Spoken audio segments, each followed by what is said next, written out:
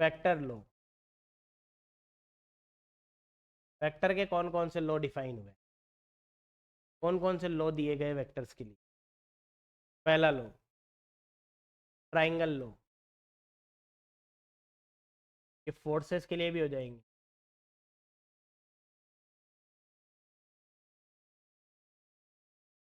क्या होता है बेटा ट्राइंगल लॉ का मतलब? कि यदि किसी वेक्टर के लिए, मैंने बोला यहाँ पर कि यदि किसी ट्राइंगल में कितनी ब्रांचेज होती है बेटा जी, 3 ब्रांचेज होती है। तो मैंने यहाँ पर क्या बोला कि एक ट्राइंगल की जब 3 ब्रांचेज होती, इन ए ट्राइंगल, ट्राइंगल के अंदर 2 branches are same side but third branch, meaning branch goes to both the branches and it is a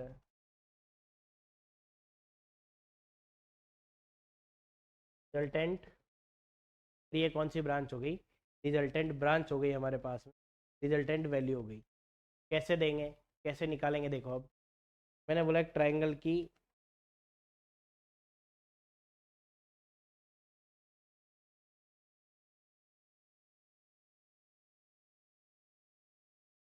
दो ब्रांच है, दोनों की डायरेक्शन ये है पी वेक्टर और ये है क्यू वेक्टर। ठीक है, एक पी हो जाएगी आपके पास में और एक क्या हो जाएगी बेटा? क्यू हो जाएगी। अब एक इधर आ गई, एक इधर आ गई, तो तीसरी, मैंने क्या बोला, अपोजिट आती है। तीसरी अपोजिट आती है तो मतलब अगर साथ में होती तो ऐसे जाती, अपोजिट आती है तो कैसे आएगी? उल्टी आएगी, मतलब नीचे की तरफ आएगी। नीचे की तरफ आएगी तो ऐसा हो जाएगा, ये अपोजिट आ गई। और ये जो अपोजिट आई है ये रिजल्टेंट होता है। ये क्या होता है बेटा? रिजल्टेंट होता है, जो दोनों का सम होता है। R vector equal p vector plus q vector, इसे अपन F1 बोल सकते हैं,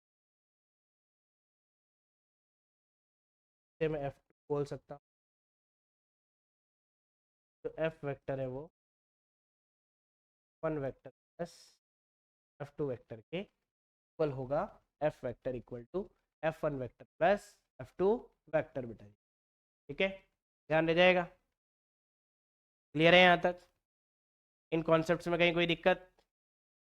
आगे बढ़े अब देखो आगे नेक्स्ट जो पॉइंट है अपने पास में वो क्या है। अब आता है पैरेललोग्राम लॉ ऑफ वेक्टर, या पैरेललोग्राम लॉ ऑफ वेक्टर या फोर्स। बहुत आसान है बेटा, समझना एक बार ढंग से। ठीक है,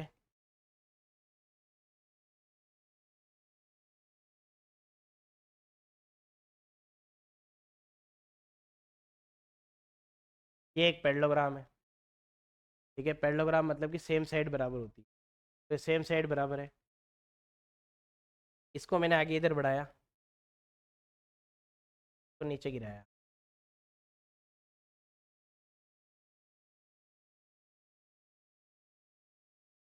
ठीक है,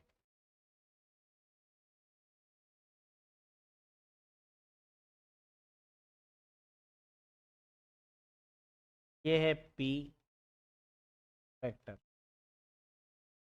ये इसका डायगोनल हो गया, और ये हो गया आपके पास में, ये हो गया आपके पास में Q.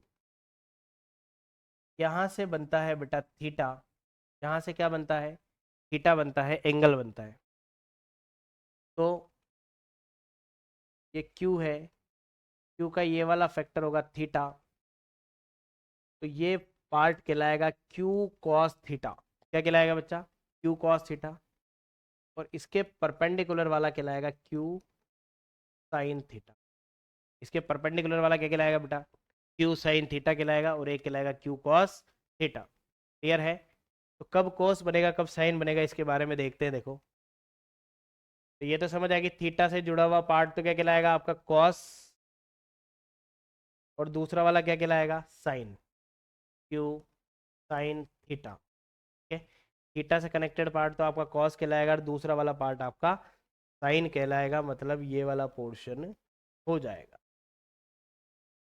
This is Q cos theta, और ये वाला क्यू साइन थीटा होगा, तो ये भी क्यू साइन थीटा होगा। ये आपका रिजल्टेंट है, आर है। तो वेक्टर के अंदर जब अपन बात करेंगे पैरेललोग्राम की, तो पैरेललोग्राम के अंदर कितने ट्रायंगल बन रहे हैं? डिंग डिंग डिंग।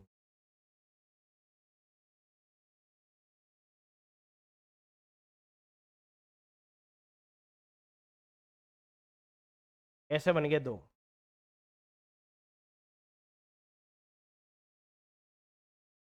बन गए, ये दो बन रहे हैं।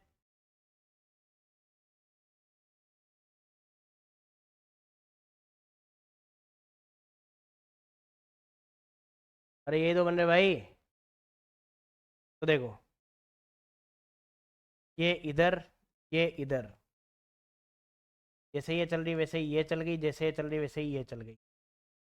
ठीक है, और ये जो आएगा ये अल्टरनेट आ जाएगा, मतलब ऐसे। तो देखो, ये और क्या बात सही हो गई? करेक्ट पॉइंट आ गया क्या? बिल्कुल सही बात। एक से एक, ये चला ऊपर, ये चल जाएगा। दूसरा पॉइंट भी सही आ गया क्या? क्लियर है? बोलो भाई, समझ आ गई बात? तो मतलब जो पैरेललोग्राम है वो किस तरीके से डिफाइन हो जाएगा, वो आपके पास में वेक्टर को डिफाइन। अब वेक्टर में दो चीज़ निकलती है, एक तो डायरेक्शन और एक मैग्नीट्यूड। तो डायरेक्शन कैसे निकालोगे बेटा जी, ध्यान दो, और मैग्नीट्यूड कैसे निकालो? तो मैग्नीट्यूड तो है आर। आर का फॉर्मूला होता है p square plus q square plus plus 2p q cos theta. R square बराबर होता है p square plus q square plus 2p q cos theta. ये हो गया आपके पास में पहले वाला मैग्नीट्यूड हो गया, यानी कि जिसे हम लोग बोलते हैं रिजल्टेंट वेक्टर हो जाएगा, रिजल्टेंट मैग्नीट्यूड हो जाएगा। रिजल्टेंट मैग्नीट्यूड कैसे होगा, क्लियर है? ठीक, एक और लिख सकते हैं हम इसे।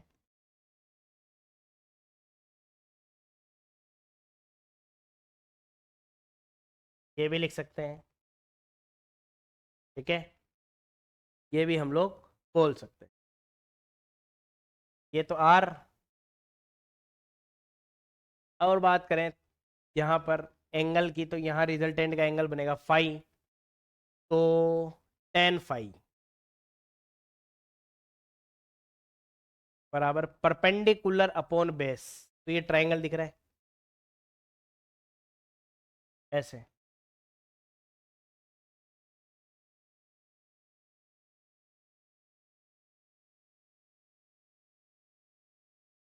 ये P है, ये Q cos थीटा है, तो P plus q cos theta, ये है Q साइन थीटा। तो टेन फाई का फॉर्मूला क्या बना? Perpendicular upon base. तो परपेंडिकुलर कितना है?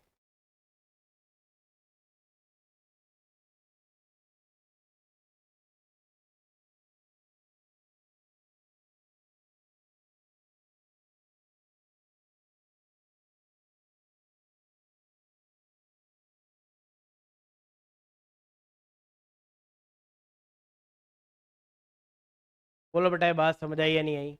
फाई बराबर tan inverse Q sine theta upon p plus q cos theta. ठीक है भाई, क्लियर है? यहाँ तक कोई दिक्कत है क्या? यहाँ तक कोई समस्या, कोई प्रॉब्लम यहाँ तक?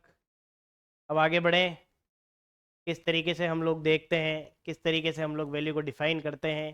तो P कब आ रहा है, Q कब आ रहा है, cos थीटा किस तरीके से बन रहा है, किस तरीके से वहाँ पर एंगल डिफाइन हो रहा है, साइन कब आ रहा है, आर का फॉर्मूला है रिजल्टेंट का, वो क्या होता है, under root p square plus q square plus 2p q cos theta बनता है। और यदि मैं बात करके चलूँ डायरेक्शन के लिए, तो डायरेक्शन क्या बनी हमारे पास में, tan phi is equal to q sine theta upon p plus q cos theta. बेटा जी अब इसके लिए 3 डिफरेंट कंडीशंस को हम लोग कंसिडर करके चल रहे हैं या रीड करके चल रहे हैं, देखना हो कौन कौन सी है। पहली,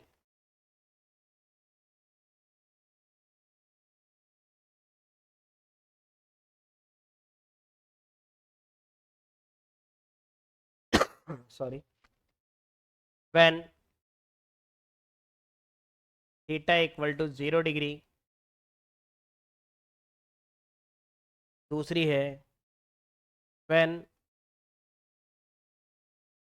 थीटा इक्वल टू 90 डिग्री। और तीसरी है when theta equal to 180 degree.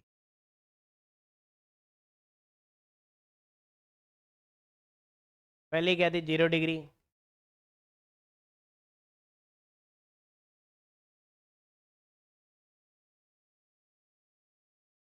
P square plus q square plus 2p q cos zero. Cos zero आपके पास 1 होता है, r equal to under root में p square plus q square plus 2p q. तो ये बन जाएगा ए प्लस बी का होल स्क्वायर, स्क्वायर से रूट कट गया, आर इक्वल टू बन गया आपके पास में p plus r equal to जो बन जाएगा वो बन जाएगा बेटा जी पी प्लस क्यू। क्लियर है, कोई डाउट बेटा इसमें, कंफर्म हो, आर इक्वल टू अपने पास पी प्लस क्यू डिफाइन हो जाएगा। टेन थीटा वाली जो कंडीशन है, फाई वाली sorry, tan phi q sine zero p plus q cos zero. Sine zero की वैल्यू जीरो हो जाएगी, कॉस जीरो आपका 1 हो जाएगा। तो टेन फाइव कंप्लीटली क्या हो जाएगा, जीरो हो जाएगा। और फाइव बराबर टेन इनवर्स जीरो हो जाएगा। और फाइव बराबर कंप्लीट आंसर मीट हो जाएगा, फाइव इक्वल टू मीट हो जाएगा बेटा, जीरो मीट हो जाएगा। तो phi is equal to zero भी हम लोग यहाँ पर बोल सकते हैं, समझ सकते हैं, देख सकते हैं। ठीक है भाई, पहली कंडीशन बेटा। सेकंड, बहुत आसान, वैल्यू रखनी है केवल जीरो।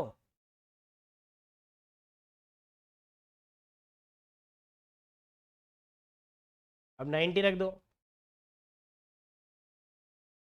पहले वाले के अंदर जीरो रखा था तो अब 90 रख दो। cos 90 होता है zero.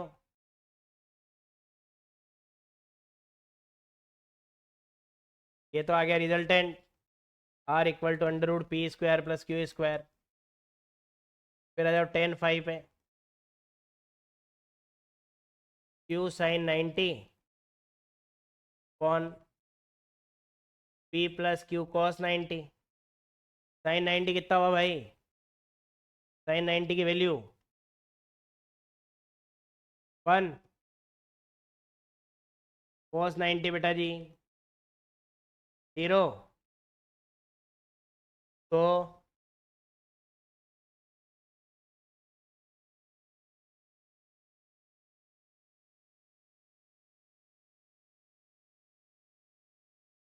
Tan inverse Q by P, ये फोर्सेस के लिए है तो F2 बाई F1 भी कर सकते हो। इधर आ जाएगा फोर्स के लिए दे दो तो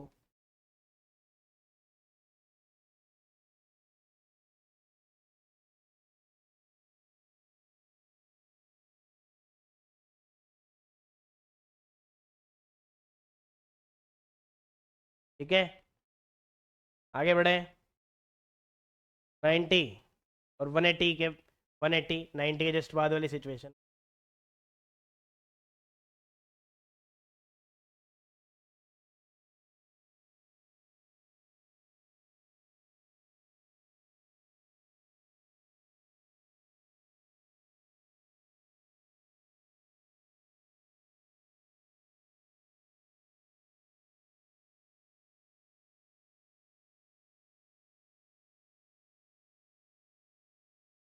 आर इक्वल टू हो जाएगा बेटा पी माइनस क्यू। ठीक है, अगला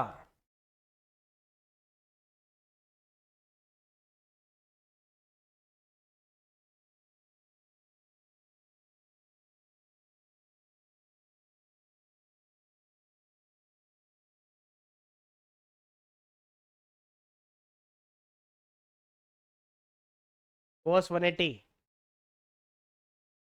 cos 180, sin 180, sin 180 की वैल्यू कितनी है बताओ।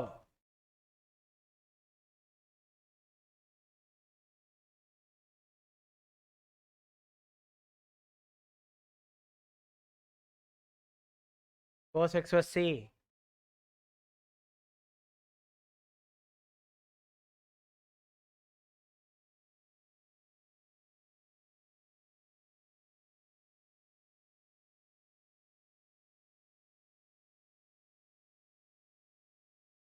फाई इक्वल टू हो जाएगा कंप्लीटली ज़ीरो, यानी कि 0 डिग्री पे हम लोग यहाँ पर मीट कर सकते हैं बेटा। क्लियर है यहाँ तक?